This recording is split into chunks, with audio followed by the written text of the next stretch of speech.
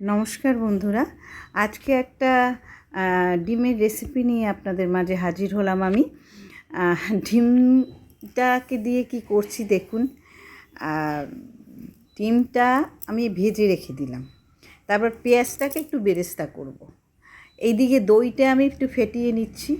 এটা দরকার, না ফেটালে আপনার ছানা কেটে যেতে পারে, এই জন্য এদিকে দেখুন পেঁয়াজটা আমার হয়ে গেছে। এবার বেরেস্তাগুলো আমি উঠিয়ে রাখবো। এই দিকে মানে রেগুলারই আমার একটা না একটা করতে হয়, কিছু না কিছু করতে হয়, মেয়েরা আছে তো কি করব মাথাই খারাপ হয়ে যায় মাঝে মাঝে। তা আজকে ভাবলাম ডিমের এই রেসিপিটা করে দিই। পেঁয়াজটা আমি উঠিয়ে রাখলাম আপনার।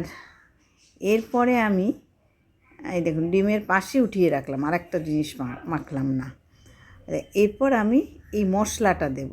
এই মশলাটার মধ্যে কিন্তু জিরে, আদা, ধনে, একটু কাঁচা লঙ্কা, একটু শুকনো লঙ্কা, এইটা সমস্ত পেস্ট করা আছে।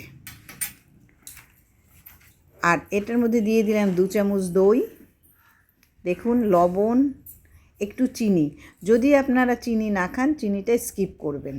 আর এই যে কাঁচাটা পাকা লঙ্কাটা আমি 4টে এমনি দিয়ে দিলাম।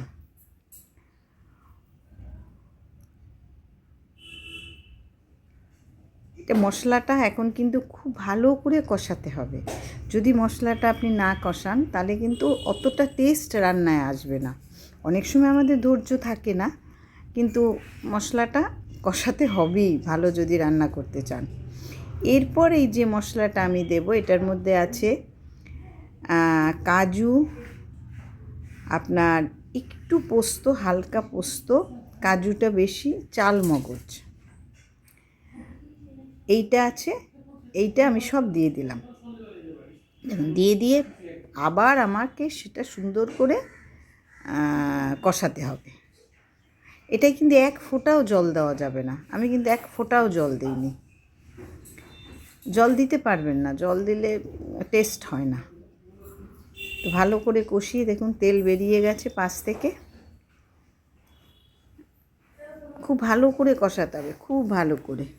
আসলে পেটই হলো মানে এমন একটা জায়গা খাওয়ার, যেটা দিয়ে আপনি ভালো একটু খাওয়ালেই পেটকে খুশি করতে পারবেন। সবাইকেই খুশি করতে পারবেন যদি ভালো রান্না করে খাওয়ান কিছু। এই দেখুন এবার আমি দিয়ে দিলাম দুধ।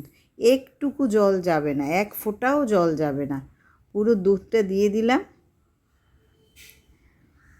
দুধটা দিয়ে ভালো করে একটু নাড়িয়ে চাড়িয়ে আমি ডিমগুলোকে ফুটে উঠলো, ডিমগুলোকে এবার দিয়ে দেব।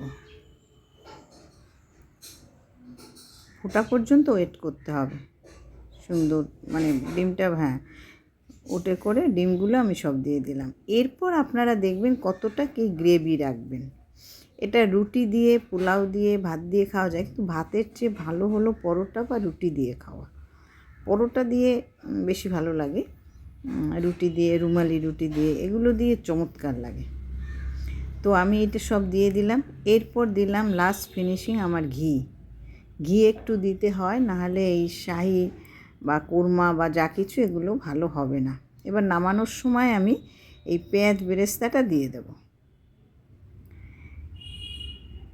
তো কত সহজে রান্না হয়ে যায়, ঘরে কিছু না থাকলে এটা আপনি করে নিতে পারবেন। কাজুর জায়গায় আপনি অন্য কিছুও দিতে পারেন, মানে যেমন ওই চালমগজ দিয়েও চালাতে পারেন, চিনেবাদাম দিয়েও চালাতে পারেন, যা খুশি আপনাদের, যেরকম করে একটু মন দিয়ে করলে রান্না ভালো হয়। যদি আপনাদের ভালো লাগে